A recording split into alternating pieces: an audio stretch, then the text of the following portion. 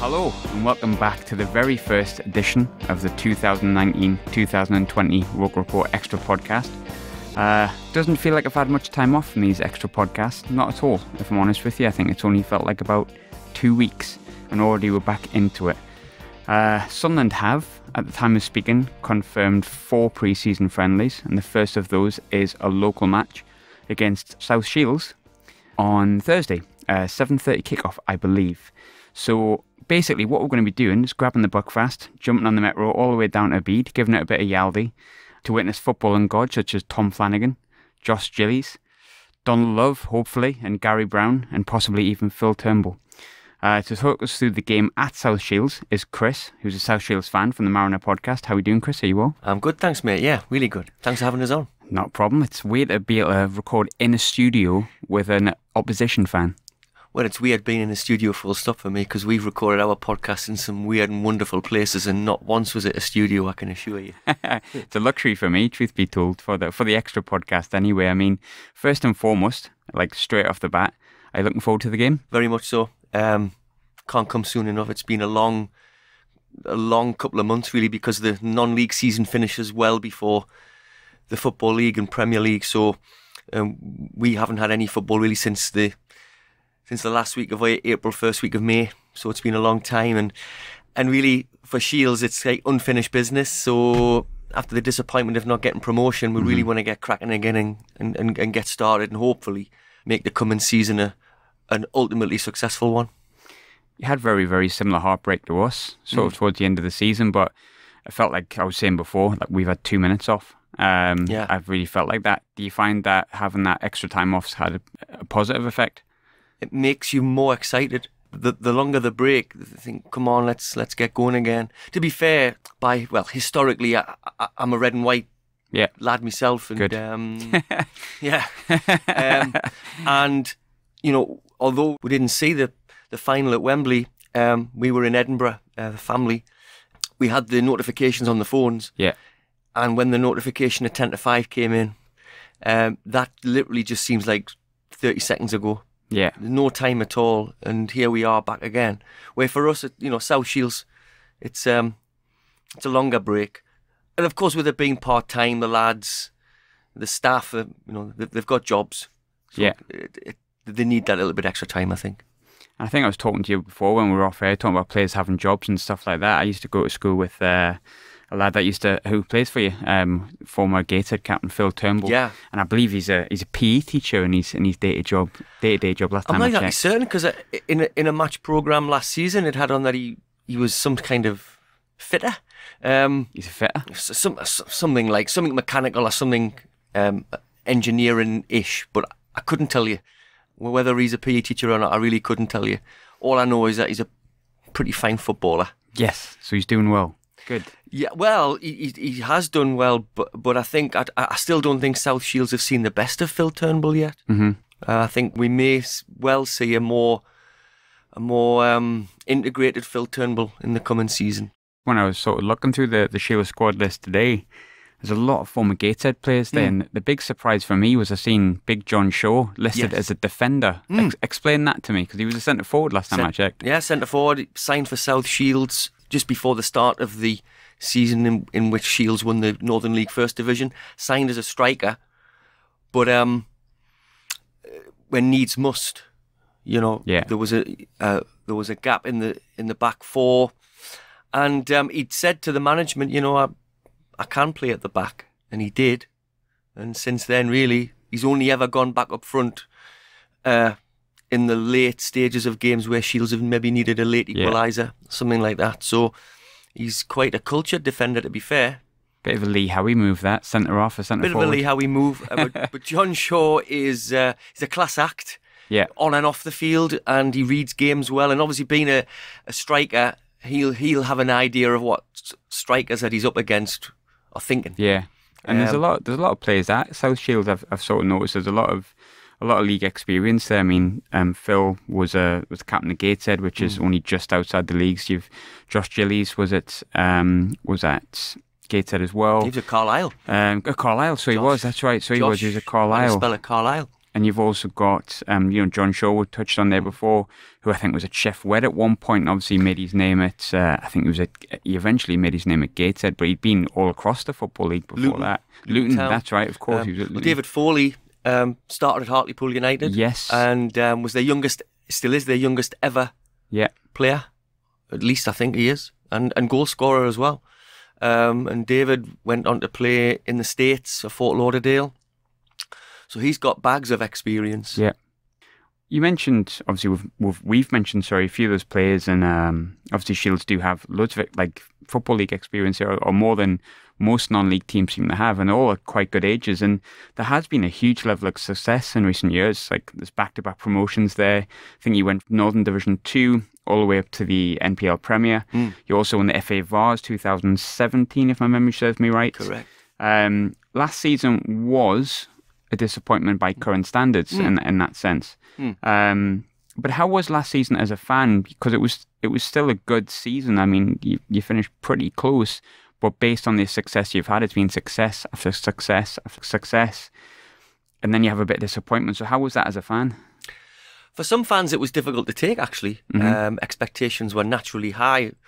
Personally, I still enjoyed this. I think it was a fantastic season. The Northern Premier League is has to be one of the most competitive leagues in the country. Has to be.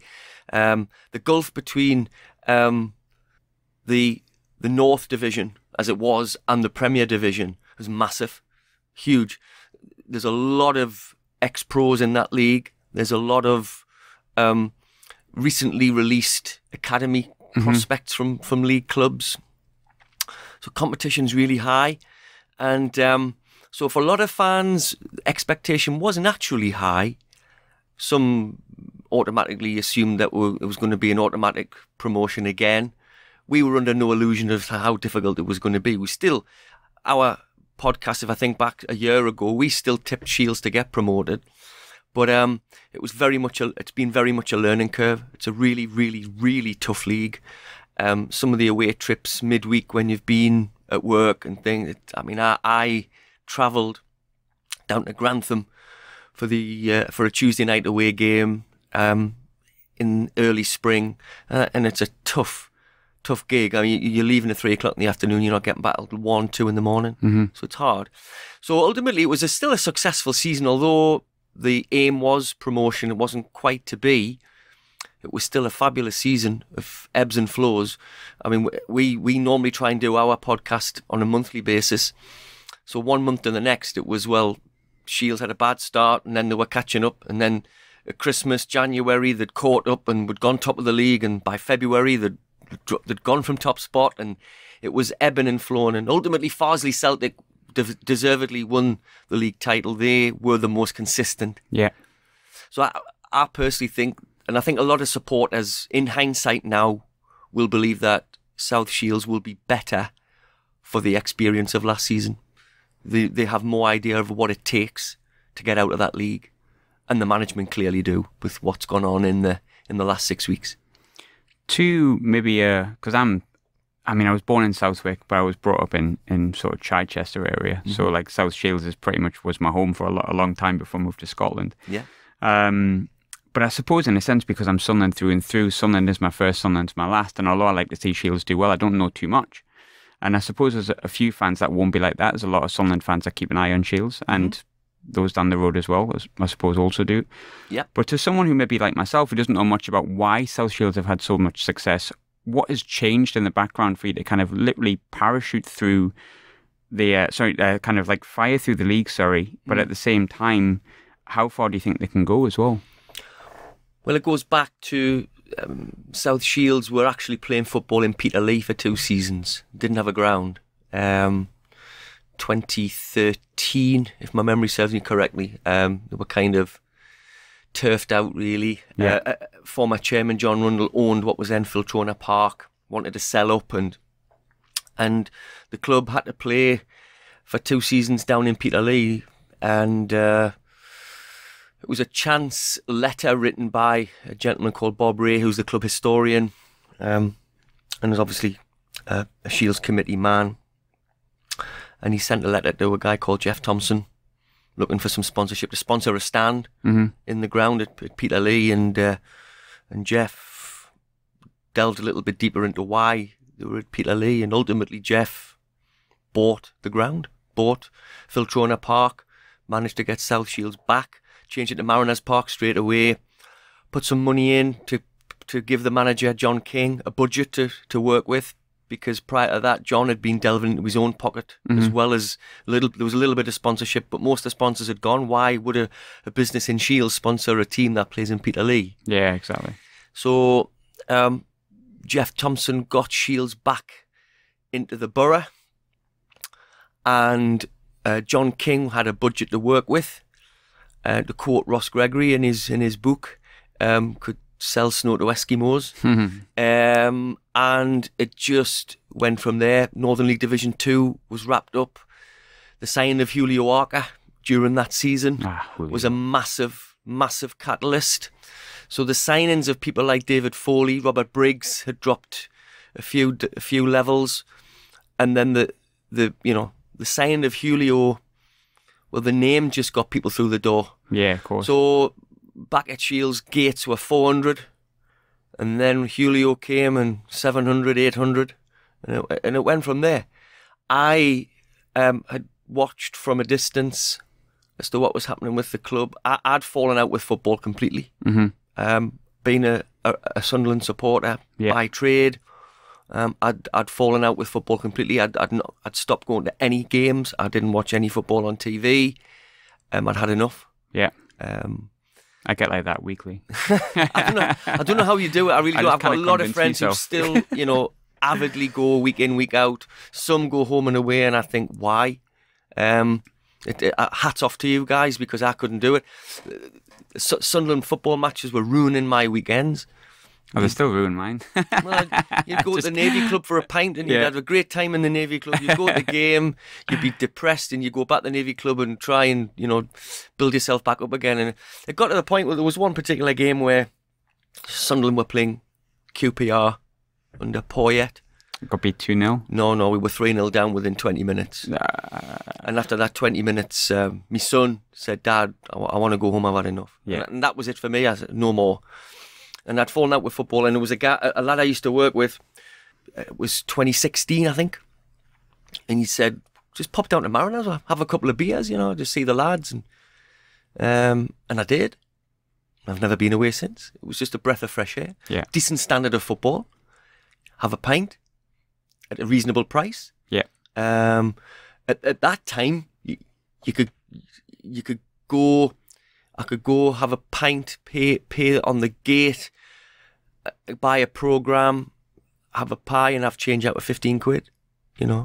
It's changed a little bit since then, but in 2016, that's what you could do. Still good going. Yeah. And still, and I've never been away since. It just got me interested in football again. Yeah. In Sunderland to an extent, I still look out for the results, but I won't go. Yeah.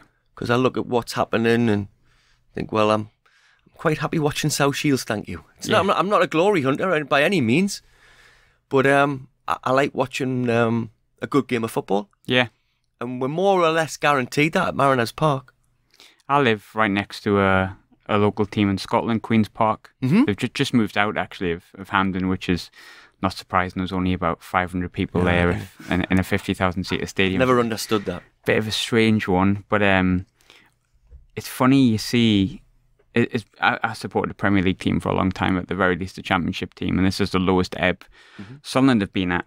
And I suppose when I went to Scotland, it was a case of I wanted to tick off a few grounds, and you really see, like, I wouldn't necessarily call it a good level of football, but there's like a big passion there for like teams like Queen's Park, and I know Queen's Park are technically in like a league division. I don't know if they are part-time. I'm pretty sure they will be. They will be part-time. But you look at that, and it's also a really good ground for young kids to come through. I mean, if you look at Queen's Park, you've had Andy Robertson, who just won the Champions League. Neil Collins, who obviously wasn't a huge success at Sunderland, but he had a Premier League appearances, a Championship career. There's plenty of people that come from that. And I think that there is an awful lot to be said for non-league, and I think there's a lot of... I mean, Mick McCarthy, I was talking to sort of Nyron Nosworthy the other day, and we were talking about how Mick McCarthy would go for players like Nyron Nosworthy, Danny Collins, and he kind of plucked them from like Division 2, Division 3. The success story is Jimmy Vardy, right? Yeah. He's from like the non-league levels and stuff. But is there anyone at South Shields you think could make that move up the ladder? And do you think there's anyone that'll be they'll all be wanting to prove they can play against the league team on Thursday.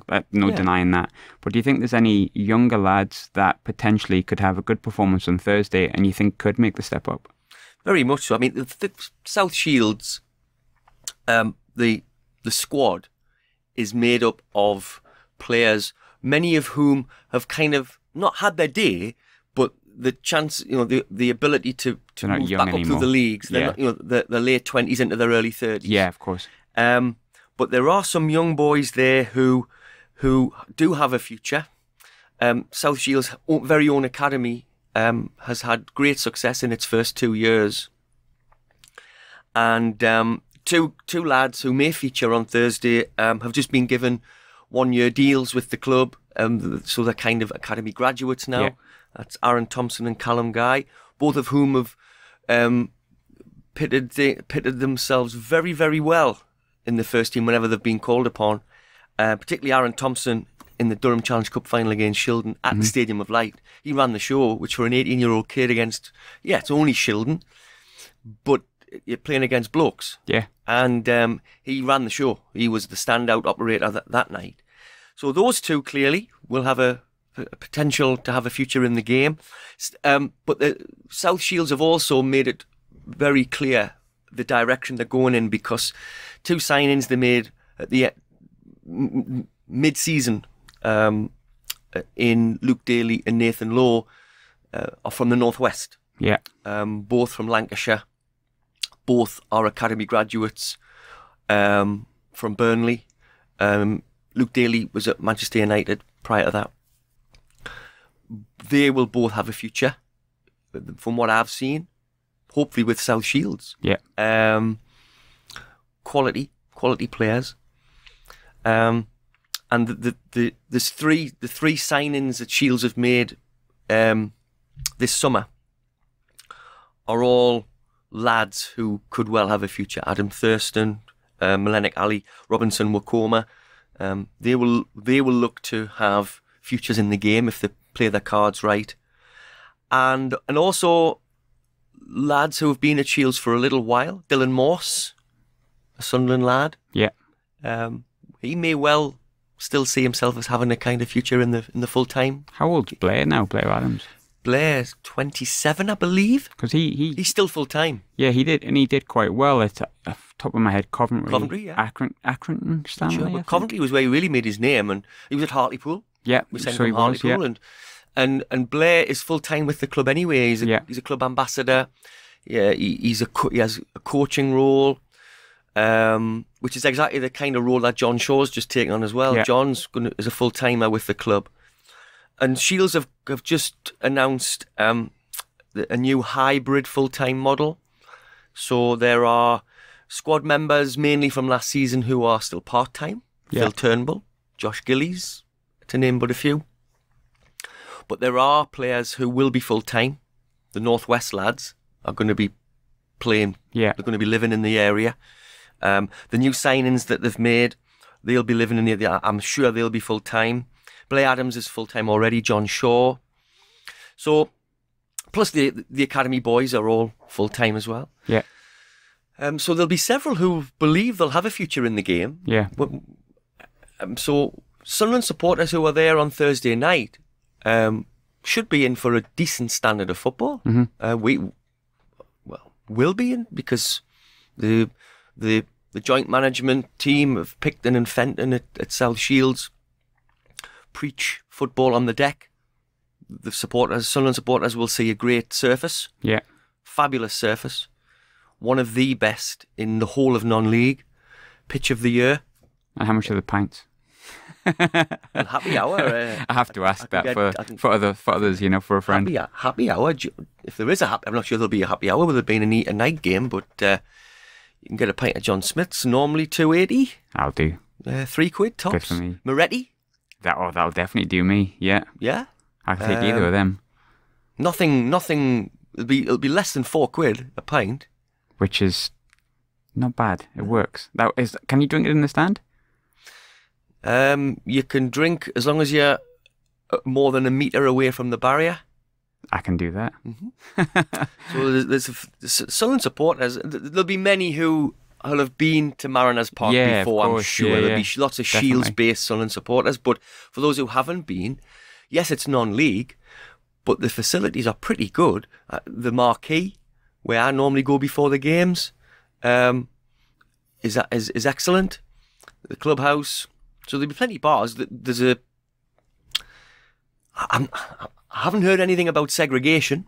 No, so I'm going to assume there's no segregation. So therefore, that there is another outlet, which is a food outlet, but they also have cans. Yeah. So they'll pour the beer into plastic containers for you. So there'll be plenty of opportunity to get a pint. Kind of touching it in a way already, I suppose. And I think I know the answer to this, but I've got it wrote down, so we'll ask it. Have you noticed like an influx of Sunderland fans that do get down to Mariners Park when they can, or do you find it sort of split between Shields fans who have always supported Shields, bit of Sunderland, bit of Newcastle, or do you find that, because I've always felt like South Shields has been a Sunderland stronghold, like in my opinion, so it would make sense to me for there be more Sunderland fans to have like an influx towards Shields if they were going to go and watch a team other than Sunderland. Not quite. There's a lot of Newcastle supporters in Shields. Is that because they were born in the 90s? Well, people talk about bandwagons, you see. Yeah. And there is a Shields bandwagon. But Sunderland had a bandwagon in 1997 when the Stadium of Light opened. Clearly. Well, there was a lot more fans in there Gates at that time, yeah. doubled. Newcastle's gates doubled in 92. They were only invented in 1992. 1992, yeah. That's when they were invented. That's correct. That's correct. So yeah, people talk about bandwagons and there's a lot of banter. I've got friends in, Sunderland supporters, Newcastle supporters. We have great crack. And people know that I follow Shields quite passionately now, and you get the odd comment, but ultimately, everyone has a bandwagon. Without a bandwagon, there would be no success. So when I interviewed a lad called Colin Porter on the Mariners podcast recently, and Colin's affinity with Shields goes back to 1968, and he's actually, he's Mariners through and through. He's got an affinity for Burnley Football Club because they're playing claret and blue, like course, Shields, yeah. So Colin is a diehard of South Shields, and I asked him, do you ever ask yourself, where the hell were you guys when Shields were in the doldrums? Yeah. I said, do you ever get a little bit frustrated with that? And he said, well, yeah, he does, but you wouldn't have it any other way now. So yes, you'd ask yourself, where the hell were you? But you wouldn't have it any other way when you've got the opportunity for success. So what you'll see at Mariners Park on a Saturday for a league game is you'll see Sunderland supporters there if Sunderland are away. You'll see Newcastle supporters if Newcastle's away. You'll so get they kind of avoid each other, then, do they? Yeah, well, you'll get some. You'll get some who are there purely because they want to go and watch us. They're a bit fed up, maybe. I mean, with what's going on at the Stadium of Light and at St James's Park presently, you may well get a few more. Yeah.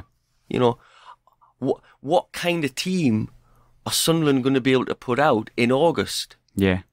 Hopefully, by the time this podcast goes out, we've got a few more in the door. But what happens if McGeady goes? Yeah. Without Aiden McGeady, from what I watched last season, which was limited, I didn't watch much, but what I did see was that Aiden McGeady was out on his own. Oh, McGeady, McLaughlin, without those two.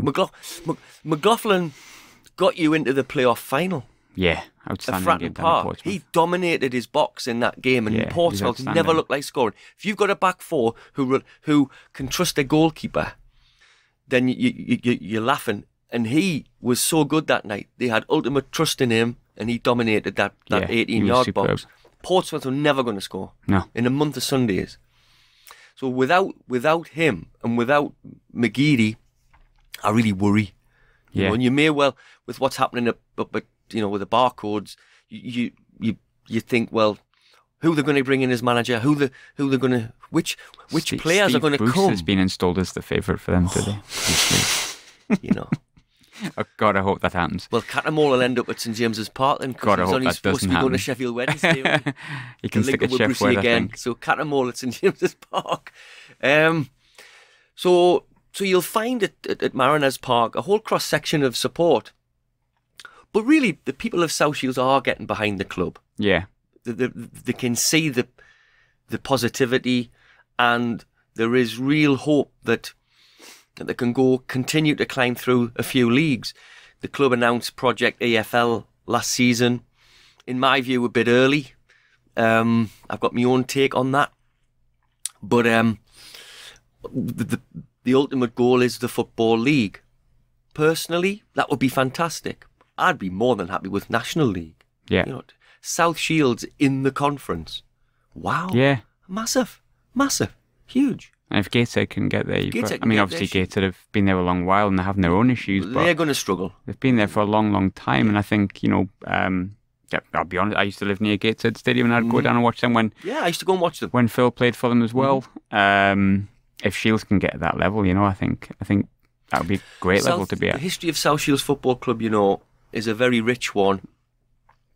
And they really were one of the top non-league clubs in the late 60s and early 70s. And I'm not going to go into the history of it, but until they folded in 74 and everything shipped up to Gateshead, which, you know, so Gateshead Football Club doesn't sit well with Shields supporters.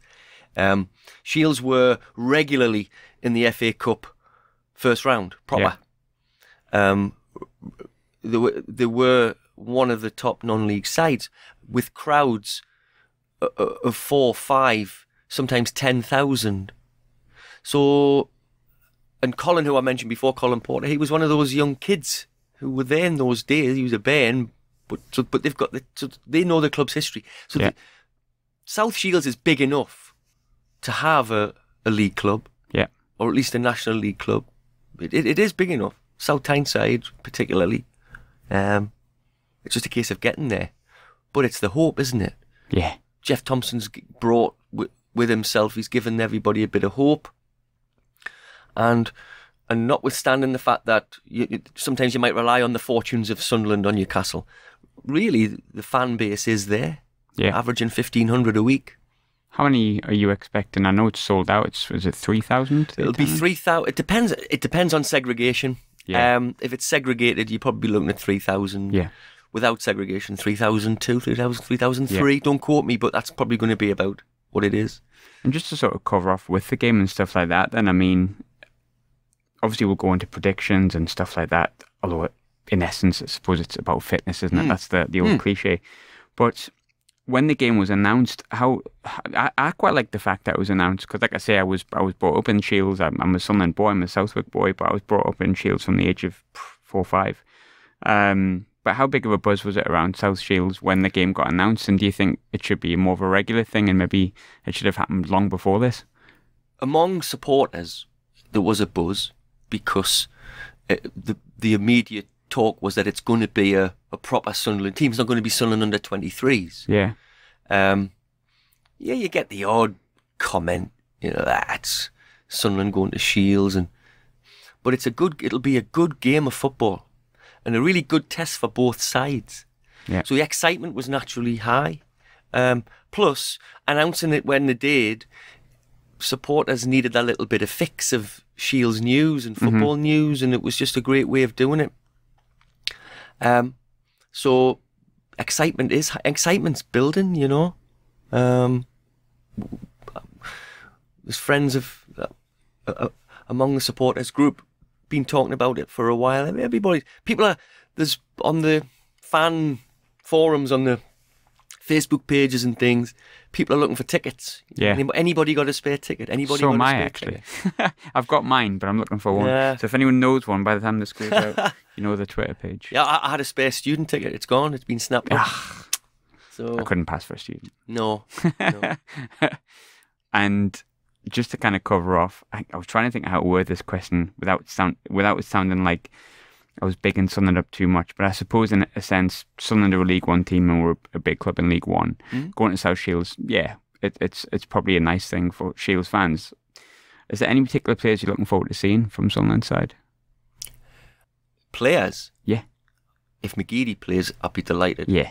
I think because he's a class act. And my knowledge of Sunderland players has dropped a lot in the last 5 years because I don't follow them like I used to do. I don't watch them enough to really get to know players.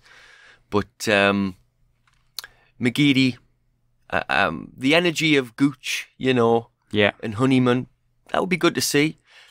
Just some names that the Shields supporters will recognise.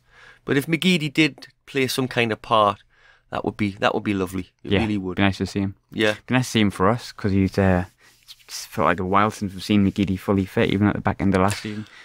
Well, if you look at the Johnson's Paint final, you know, he ran the show in the first half. Second half wasn't quite there, but now I was thinking in the second half, neither team was there. To be honest, I thought it was a poor two average looking sides in the second half. Try to flush that out my mind, the checker trade area. And just to cover off then, predictions.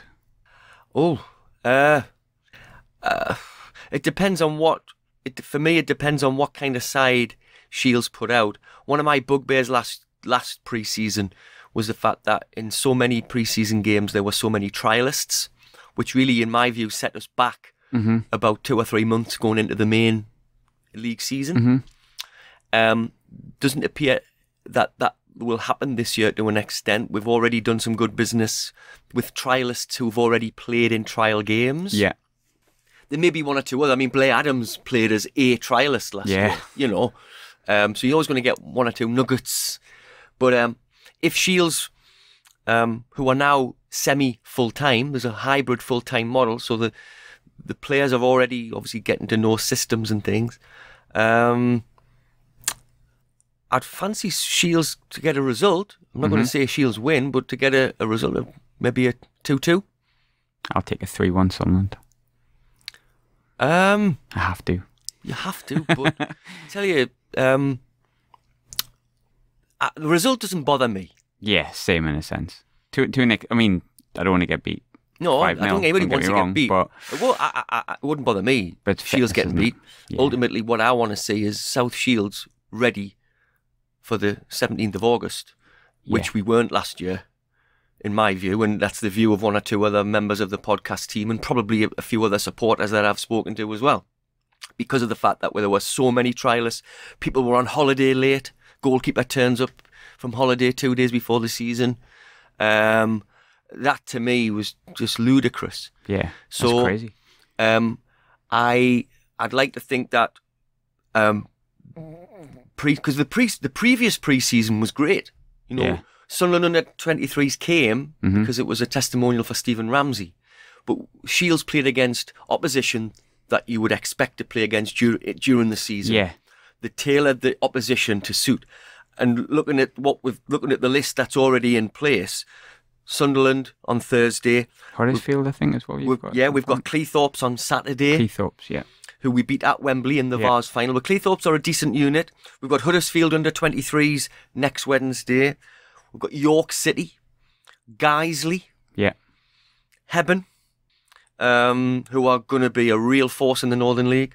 Ossett United, which is managed by Andy Welsh, I believe, a former Sunderland player.